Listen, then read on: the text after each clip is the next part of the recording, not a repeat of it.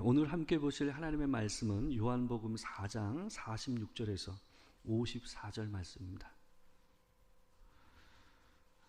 46절에서 54절 말씀 함께 교독하도록 하겠습니다. 제가 먼저 봉독합니다. 예수께서 다시 갈릴리 가나에 이르시니 전에 물로 포도주를 만드신 곳이라. 왕의 신하가 있어 그의 아들이 가버나움에서 병들었더니 그가 예수께서 유대로부터 갈릴리로 오셨다는 것을 듣고 가서 청하되 내려오셔서 내 아들의 병을 고쳐주소서 하니 그가 거의 죽게 되었음이라. 예수께서 이르시되 너희는 표적과 기사를 보지 못하면 도무지 믿지 아니하리라. 신하가 이르되 주여 내 아이가 죽기 전에 내려오소서. 예수께서 이르시되 가라 내 아들이 살아있다 하시니 그 사람이 예수께서 하신 말씀을 믿고 가더니 내려가는 길에서 그 종들이 오다가 만나서 아이가 살아있다 하거늘 그 낳기 시작한 때를 물은즉 어제 7시에 열기가 떨어졌나이다 하는지라. 그의 아버지가 예수께서 내 아들이 살아있다 말씀하신 그때인 줄 알고 자기와 그 온 집안이 다 믿으니라. 다 같이 읽겠습니다. 이것은 예수께서 유대에서 갈릴리로 오신 후에 행하신 두 번째 표적이니라. 아멘. 오늘은 요한복음 4장 46절에서 54절 말씀을 가지고 표적이 아닌 하나님을 보다라는 제목으로 하나님의 말씀을 전하도록 하겠습니다. 우리는 이제 예수로 눈뜨다라는 제목으로 이 시리즈로 우리가 요한복음에 나오는 7가지 예수님의 표적을 살펴보고 있습니다. 오늘은 그 두 번째 표적인 요한복음 4장 46절에서 54절 말씀에 나오는 왕의 신하의 아들이 병든 것을 예수께서 고치시는 그 내용을 살펴보고자 합니다. 우리는 지난주 수요일에 첫 번째 예수님의 표적을 봤습니다. 갈릴리 가나의 혼인잔치에서 정결례식 항아리에 있는 물을 가득 채워가지고 그것을 포도주로 바꾸셔서 내시는 그 표적을 예수님께서 하셨어요. 이 표적이라는 것이 제가 말씀드렸다시피 표적 그 자체는 그 표적에서 머물러 버리면 예수님께서 의도하신 목적을 이루지 못하는 겁니다. 표적에 눈이 있는 것이 아니라 그 표적이 지시하고 있는 예수가 누구인지 그리고 그분이 무슨 일을 하러 이 땅에 오신 분인지를 이해하는 것, 그것이 표적의 목적을 이루는 거죠. 그게 표적을 통해서 예수를 보게 되는 일이 된다라는 것입니다. 예수님을 가나의 혼인잔치를 통해서 예수님께서 표적을 보여주신 목적이 뭐였냐 하면 구약시대 내내 이 이스라엘 백성들은 정결 예식의 물을 통해서 자기의 손과 발을 씻고 그리고 그릇을 씻음으로써 자신들의 죄가 씻겨지는 날을 고대하고 살았어요. 그러니까 그리스도가 하나님이 보내신 그리스도가 와서 그들의 죄를 위하여 그 죄를 속하는 날, 바로 그 여호와의 날을 기대하며 살았단 말이죠. 근데 예수께서 그 일을 통해서 정결 예식의 물을 가득 채워서 그걸 갖다가 이 포도주로 바꾸시는 일을 통해서 그 일이 지금 성취되었다. 내가 그 일을 할 것이다 라는 걸 보여주는 표적이 바로 첫 번째 표적이었단 말이죠. 오늘은 두 번째 표적인데요. 근데 동일하게 이 두 번째 표적도 갈릴리 가나에서 이 일을 행하셨다라는 겁니다. 예수님은 예루살렘이 있었던 이 유대 지역에서의 활동을 마치시고 이 사마리아에서 또 사역을 하시고 그 다음에 다시 갈릴리 가나로 돌아오셨어요. 그러니까 오늘 본문을 보게 되면 46절에서 54절 말씀을 잘 이해하기 위해서는 그 바로 앞에 있는 43절에서 45절 말씀을 잘 이해하는 것이 굉장히 중요합니다. 이 43절에서 45절 말씀을 보게 되면 특별히 44절에서 예수님께서 갈릴리로 올라오시는 길에서 이 제자들에게 하신 말씀이 있어요. 뭐라고 그랬냐 하면 선지자가 고향에서는 높임을 받지 못한다라는 말이었어요. 근데 예수께서 이 말씀을 하셨는데 정작 막상 갈릴리로 가나로 오셨을 때 갈릴리 사람이 어떻게 했다고 나오죠? 45절을 보게 되면 갈릴리에 이르심에 갈릴리인들이 그를 영접하니라고 되어 있어요. 선지자가 고향에서는 이 높임을 받지 못한다고 그랬는데 이 사람들을, 예수와 그의 제자를 갈릴리 사람들이 어떻게 했습니까? 처음 보는 손님, 극진한 손님 대접하듯이 영접했다라는 표현을 쓰고 있단 말이에요. 그러니까 앞에서 예수께서 하신 말과 이 말이 뭔가 어울리지가 않잖아요. 그래서 여기서 해석에 있어서 굉장히 혼란이 있습니다. 그래서 예수께서 얘기하신 고향이 그럼 어디냐 하는 것에 대해서 신학자들 사이에 논란이 있어요. 근데 여기서 얘기하는 고향을, 그래서 어떤 사람들은 예수께서 실제 태어나신 건 베들레헴이기 때문에 베들레헴은 유대 지역에 속한 곳이거든요. 그래서 예수님이 선지자가 고향에서는 대접을 받지 못한다, 높임을 받지 못한다라는 말이 아마 유대 지역에서 예수님께서 행하신 표적에 대해서 그 사람들이 보인 이 행동을 얘기하신 것일 것이다 라고 생각하면서 얘기하는 신학자들도 있습니다. 근데 그게 좀 맞지는 않습니다. 왜 그러냐 하면 요한복음에서 사도 요한은요, 예수님의 고향을 얘기할 때 항상 어디를 얘기하냐면 갈릴리 나사렛을 얘기해요. 그 사도 요한은 계속해서 예수님의 고향을 갈릴리 나사렛이라는 이름으로 얘기를 하기 때문에 그럴 가능성은 희박합니다. 그리고 지금 현재 예수님께서는 지금 어디로 가시면서 이 얘기를 하셨습니까? 갈릴리로 가시면서 이 얘기를 하셨거든요. 그러니까 진짜 자기의 고향인 갈릴리 지형을 통틀어서 얘기하시면서 이 말씀을 하신 거란 말이에요.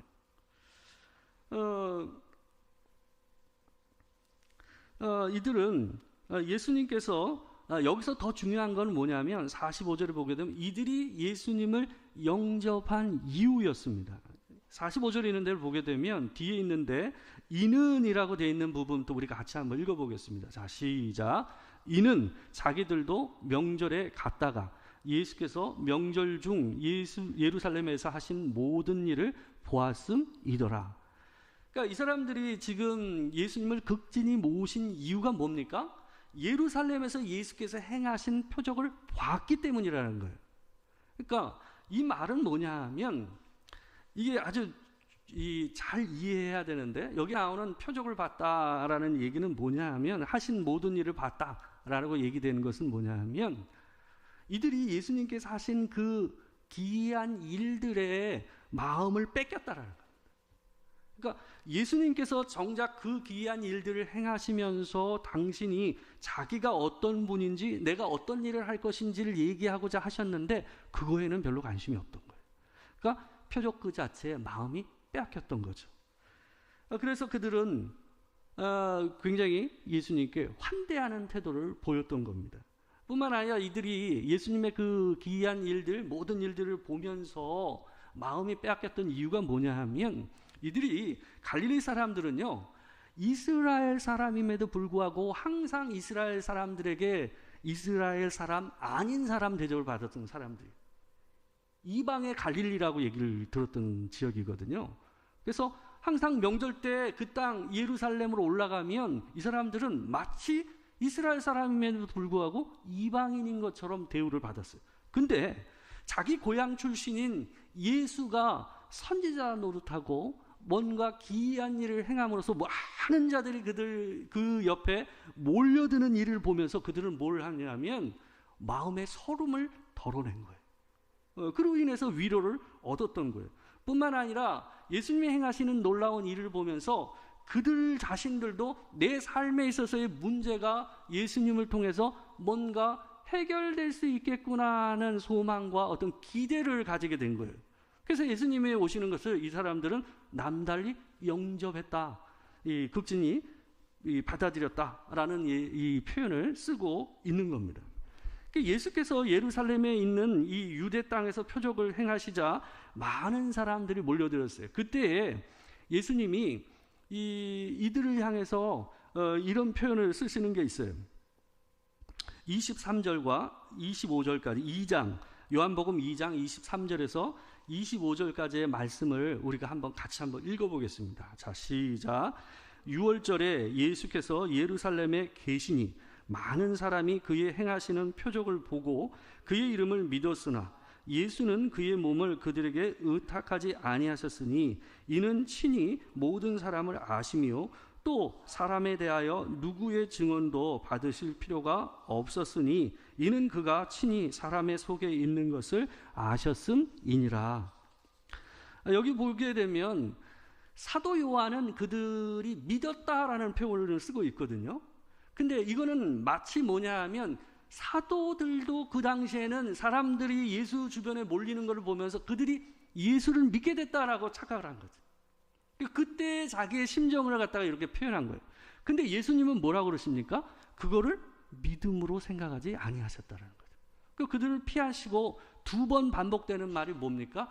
친히 사람 속에 있는 것을 아셨습니다. 친히 모든 사람을 아심이요라고 얘기하고 있어요. 이 말은 뭐냐 하면 그들이 자기에게 믿었다 하며 달려드는 이들의 마음 안에 들어있는 것이 예수께서 원하시는 믿음이 아니었다라는 것을 이 말을 통해서 시사해주고 있는 겁니다. 삶의 문제를 가지고 하나님께 달려드는 사람들의 이 문제에 대해서 예수님이 경계를 하고 거리 두시는 장면을 사도 요한은 일부러 기록하고 있어요. 이 문제가 계속해서 요한복음 안에서 이 갈등의 문제가 됩니다. 예수께서 갈릴리 가나에 도착하셨을 때 왕의 신하라고 얘기되는 사람이 예수님께 다가옵니다. 여기에 왕의 신하라고 얘기된 사람을 보게 되면 이 사람을 보게 되면 여기에 나오는 왕의 신하라는 표현은 어떤 의미를 담고 있냐면 그 당시에 갈릴리 지역을 다스리던 왕이 있었습니다. 분봉왕이죠. 헤롯 대왕의 아들이었던 헤롯 아그리빠라는 이 왕이 있었는데 이 사람의 신하이거나 아니면 이 사람과 인척 관계에 있는 사람이었을 가능성이 높습니다. 그게 왕의 신하라는 표현의 의미거든요.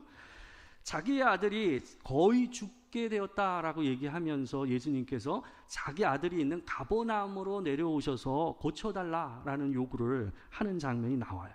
근데 예수님께서 이 간절한 그 요청을 하는 이 사람에게 좀 찬 표현을 쓰십니다. 이렇게 얘기하세요. 예수께서 이르시되 너희는 표적과 기사를 보지 못하면 도무지 믿지 아니하리라. 그러니까 이 사람은 지금 어떻게 예수께 다가왔을까요? 이 사람은 예수를 잘 몰랐던 것 같아요. 근데 이 사람도 예루살렘에서 있었던 그리고 유대와 사마리아에서 있었던 여러 사건을 통해서 예수에 대한 소문을 듣게 된 거예요. 그래서 예수가 용하다라는 소리를 듣고 예수에게 와서 이 마지막 소망을 가지고 아들의 병이 고쳐지기를 바라는 간절한 마음으로 찾아왔던 겁니다.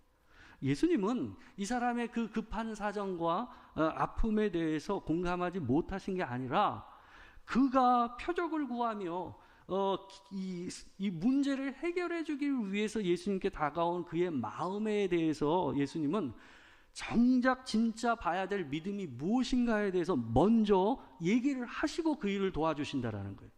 그래야 그 일이 해결된 이후에 예수가 누구인지를 생각하기 때문에 그렇습니다.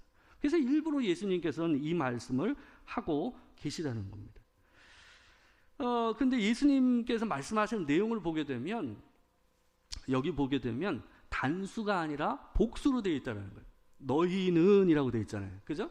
그러니까 지금 예수님께서 이 말씀을 하시는 것은 단지 이 왕의 신하가 자기의 문제를 해결해 줄 존재로서 예수께 다가온 문제만 얘기하는 것이 아니라 유대에서 예수님께 보여줬던 이 이스라엘 사람들의 이 행동과 또한 지금 갈릴리에서 예수님을 영접하고 있는 갈릴리 사람의 마음과 이 모두가 전부 다 어떻다라는 거예요? 똑같다라는 거예요.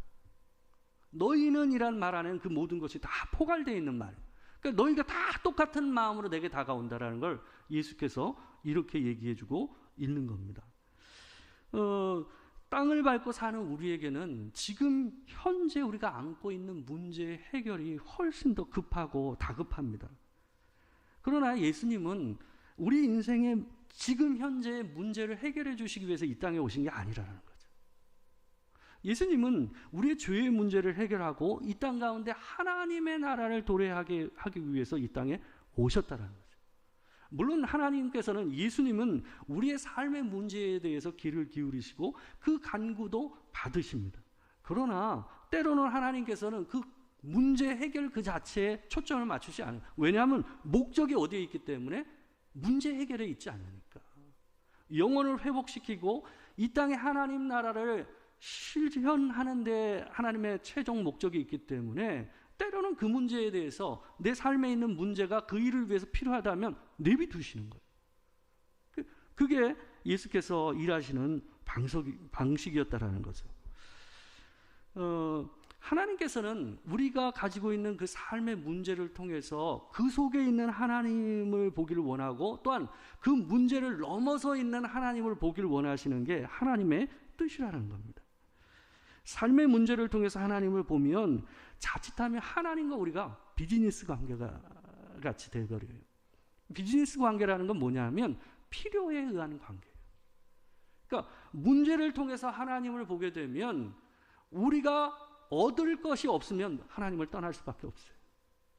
근데 하나님과 우리와의 본질적인 관계, 그분이 어떤 분이신가, 그리고 그분이 내게 어떤 일을 하시는 분이신가를 갖다가 이해하고 보게 되면 다른 믿음이 되어버리는 거예요. 전혀 다른 차원의 믿음을 얘기하고 계신 겁니다. 그게 예수께서 우리에게 요구하시는 믿음이라는 겁니다. 왕의 신하를 향한 예수님의 믿음의 지적은 실제로 효과가 있었습니다. 이 장면을 보게 되면 예수께서 이 사람에게 이렇게 얘기하십니다. 50절입니다. 이 오늘 본문에서 제일 중요한 부분이 50절 이하 부분입니다. 우리 같이 50절이 있는데 제가 한번 읽어보겠습니다. 예수께서 이르시되 가라 내 아들이 살아있다 하시니 그 사람이 예수께서 하신 말씀을 믿고 가더니. 여기 보세요. 이 사람은 너무 다급해서 지금 자기 아들의 목숨이 걸려 있어요. 자기가 뭐라 그랬냐면 거의 죽게 됐다 그랬거든요. 그죠? 당장 내려와서 그 일을 해달라고 얘기했거든요. 근데 예수님께서 뭐라 그래요? 가라, 내 아들이 살아있다. 안 가세요. 내 아들이 살아있다. 근데 이 사람의 행동이 더 이상해요. 이 사람이 어떻게 합니까? 예수께서 하신 말씀을 믿고 가더니 그랬어요. 이전에 이 사람은 자기의 문제를 해결해 줄 것을 의지하는 믿음을 가지고 예수께 왔지만 지금 돌아가는 이 사람의 믿음은 뭐예요? 예수의 말씀을 따라 그분이 하신 말씀을 신뢰하고 붙잡으며 가는 믿음으로 바뀐 거예요. 이게 정말 실제적인 변화라는 거 어디서 볼 수가 있냐면 51절과 53절 사이를 보면 아주 독특한 거, 자세히 보면 희한한 걸 볼 수가 있어요. 보십시오. 내려가는 길에서 그 종들이 오다가 만나서 아이가 살아있다 하거늘 그 낫기 시작한 때를 물은즉 어제 7시에 열기가 떨어졌나이다 이렇게 돼 있어요. 이 내용을 잘 봐야 됩니다. 여러분 여기가요, 이 갈릴리 지역에서 가버나움까지, 가나에서 가버나움까지 거리가요 약 24km에서 30km 됩니다. 그러니까 이 사람이 왕의 신하예요. 걸어갔을까요? 저는 말 타고 왔을 거라고 생각해요. 말이나 가마를 타고 오지 않았을까 싶어요. 왜 지금 자기 아이가 지금 당장 죽게 생겼는데 어떻게 하든 빠른 수단을 타고 왔지 않겠습니까? 말을 탔으면 2시간이고요. 도보로 하면 한 4-5시간 걸린대요. 근데 여기 아까 7시라고 그랬죠. 성경에 나오는 시간은요, 오늘날 시간을 바꾸려면 더하기 6을 해야 돼요. 그럼 몇 시입니까? 오후 1시. 오후 1시. 그러면 충분히 걸어서도 갈 수 있는 시간 아닙니까? 여러분 자식이 죽게 생겼는데 나았다고 얘기를 들었으면 뭐 하겠어요? 당장 가야 되지 않겠어요? 근데 물었을 때 종이 뭐라고 그럽니까? 열이 떨어진 때가 어느 때라고요? 어제 오후 1시. 그러면 하루 지나서 본 거 아니에요? 간 겁니까? 안 간 겁니까? 안 간 거예요. 이게 희한한 거예요. 그 다급하게 예수를 찾았던 이 사람이요, 예수께서 내 아들이 살았다는 그 말씀을 듣고 이 사람이 안 가요. 이게 참 놀라운 거예요. 우리 안에 어떤 믿음이 있느냐에 따라서 어떤 문제 앞에서 우리가 보여주는 모습은 달라질 수밖에 없어요. 믿음은 보이지 않는 것이지만 실체가 있는 거거든. 리얼리티란 말이에요. 그러니까 그게 진짜 내 안에 예수에 대해서 그분이 어떤 분이고 그분이 어떤 일을 하시는 분이라는 걸 온전히 믿는 믿음이 있다면 그 믿음은 우리 삶에서 뭐예요? 나를 지탱해 주는 힘이 있어요. 능력이 있다고요. 이 사람은 안 간 거예요. 일부러 안 갔어요. 왜 그걸 알 수 있냐면 이 사람이 종한테 뭐라 그럽니까? 시간을 묻잖아요. 자기가 정확히 예수가 자기한테 얘기한 시간대를 자기가 확인하고 간 거예요. 그 표현을 보면 본문에 이렇게 되어 있어요. 그의 아버지가 예수께서 내 아들이 살아있다 말씀하신 그때인 줄을 알고 자기와 그 온 집안이 다 믿으니라. 이 사람은요, 일부러 기다린 거예요. 일부러 자기가 가지 않고 그때를 기다려요. 그리고 그분이 하신 그때에 그 일이 이루어졌는지를 제일 먼저 그걸 확인해요. 아마 그 문제 해결에 마음을 두고 이 사람이 돌아갔다면 어땠을까요? 저는 그때를 잊어버렸을 거라고 생각해요. 아마 이미 춤추고 난리 나고 잔치 벌이지 않겠어요? 감사하는 것도 까먹었을 거예요. 근데 이 사람은 어때요? 예수께서 말씀하신 그때가 맞는지를 그걸 확인해요.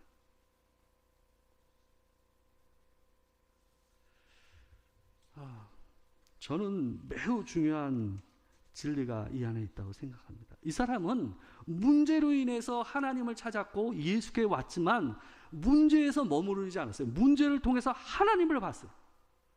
문제를 통해서 예수 그리스도를 봤어요. 그게 예수께서 원하시는 믿음이었던 거예요. 이 사람은 그걸 깨달았어요. 진짜 믿은 겁니다. 문제의 해결에만 초점을 맞추는 믿음에 머무르면 문제가 해결되면 예수를 안 찾습니다. 문제를 통해서 하나님을 만나면 문제가 지금 또 다른 문제가 찾아와도 견딜 힘이 있어요. 그게 다른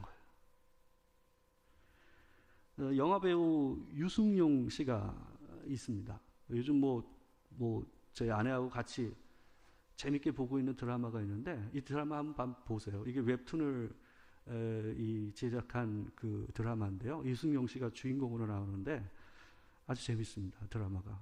현실을 참 기가 막히게 코믹하면서도 잘 해놨는데 이 사람하고 관계된 이야기를 제가 하나 말씀드릴게요. 이 사람이요, 예전에 한 4, 5년 동안 하는 작품 족족 다 망했어요.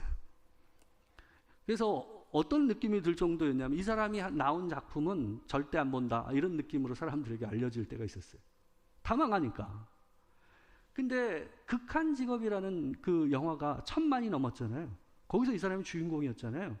그때 이 사람한테 이 사람 아내가 뭐라고 얘기했냐면 이 얘기를 했습니다. 내려갈 준비해. 함께도 올라갔잖아요. 내려갈 준비해 라고 했대요. 그러면서 아내의 말을 들으면서 자기가 자기 인생을 생각하면서 마치 자기 인생이 팔당으로 가는 그 도로 있잖아요. 거기 가보면 터널 엄청 많잖아요. 그죠? 터널 통과해서 밝은 빛이 나오면 어느 순간 또 터널이 나오고, 그죠? 예? 자기 인생이 그랬다라는 거예요. 그게 인생이라는 거예요. 문제 통과해서 나가면 또 다른 문제가 오는 게 인생이라는 거예요. 문제 보면 안 돼요. 그 문제 해결된다고 다른 문제가 안 오는 게 아닙니다. 죽는 날까지 우리 인생에는 문제가 와요. 그 문제 안에서 하나님을 보셔야 돼요. 그 문제 넘어서 계신 하나님을 보셔야 돼요. 그러니까 이 사람이 문제에 대해서 진짜 믿음이 생기니까 문제에 거리두기를 하잖아요. 거리두기를 한다고요. 문제에서 벗어나지 못하는 사람들이 얼마나 많은지 몰라요. 신앙인 중에서도. 막 거기에 어쩔 줄 몰라서 계속 그 문제에 끌려다니는 사람이 있어요. 이 사람은 거리두기가 되는 거예요.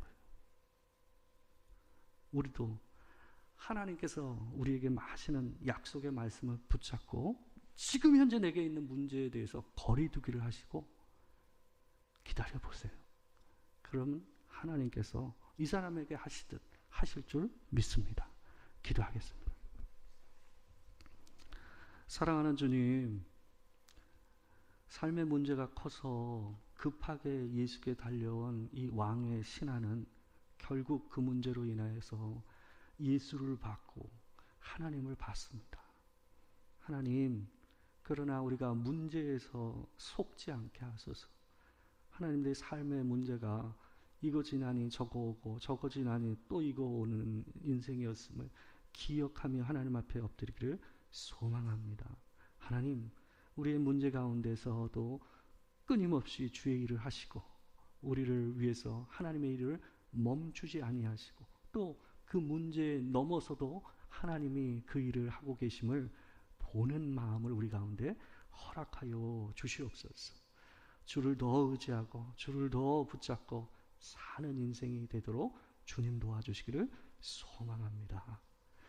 지금은 우리 주 예수 그리스도의 은혜와 아버지 하나님의 크신 사랑과 성령의 교통하심이 문제와 삶의 염려가 끊임없이 반복되는 인생 속에서도 오직 우리의 삶을 주장하시고 우리의 삶의 유일한 주인 되신 우리 주 예수께서 우리를 인도하고 계시며 또한 문제에 넘어서 우리를 영원한 소망까지 인도하실 그 하나님을 의지하여 흔들리지 않는 믿음으로 서기를 소망하는 이 자리에 있는 모든 성도들 또한 함께하지 못한 지체들 가운데 지금으로부터 영원토록 함께하시기를 축원하옵나이다. 아멘.